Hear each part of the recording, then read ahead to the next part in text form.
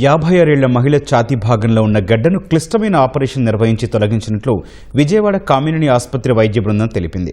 ఛాతీ భాగంలో ఏర్పడిన గడ్డ వల్ల ఓ రోగి తీవ్రమైన నొప్పితో బాధపడుతూ తమ ఆసుపత్రికి వచ్చినట్లు వైద్యులు తెలిపారు. అత్యంత అరుదైన సంక్లిష్టమైన ఈ కేసులో ప్రధాన అవయవాలకు ఎలాంటి నష్టం కలగకుండా విజయవంతంగా ఆపరేషన్ చేశామని ఆసుపత్రి మెడికల్ డైరెక్టర్ డాక్టర్ వర్ధన్ పేర్కొన్నారు. Cardio thoracic surgeon doctor Bharat Vamsi, anaesthesia నిపుణులు డాక్టర్ వంశీ నేతృత్వంలోని బృందాన్ని ఆయన అభినందించారు. ఇంట్రాఆపరేటివ్ సర్జరీ అనస్థీషియా వెరీ స్మూత్గా జరిగింది. She tolerated very well.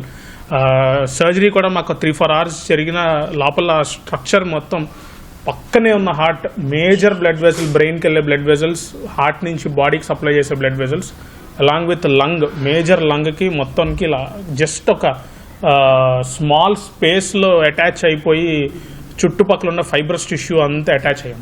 So we had to take meticulous steps to very స్లోగా అసలు ఎక్కడ పక్కన స్ట్రక్చర్స్ డ్యామేజ్ అవ్వకుండా ప్రాపర్గా ఇవాక్యువేట్ చేసి మొత్తం సిస్ట్ని without any damage to adjacent structures తీయడం జరిగింది. అయిపోయిన సర్జరీ కూడా she went very smoothly. Intraop procedure అంతా కూడా స్మూత్గా జరిగింది. పోస్ట్ ఆపరేటివ్ Day 2 డిశ్చార్జ్ చేశాము. 6 days అయిపోతుంది. షీఈ్ actively mobile without any problems. యాక్చువల్గా అందరికీ మనం మత్తి చక్రంలో ఒక సింగిల్ ల్యూమెన్ ట్యూబే వేస్తాము.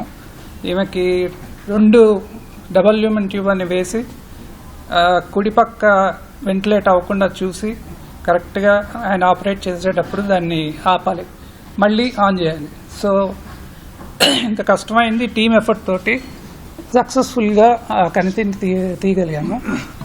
సో పోస్ట్ ఆప్ కూడా ఇమ్మీడియట్గా వెంటిలేటర్ అవసరం లేకుండా చెస్ట్ వాల్ బ్లాక్ ఇచ్చి ఆన్ టేబుల్ ఎక్స్పెక్ట్ చేసేస్తాం.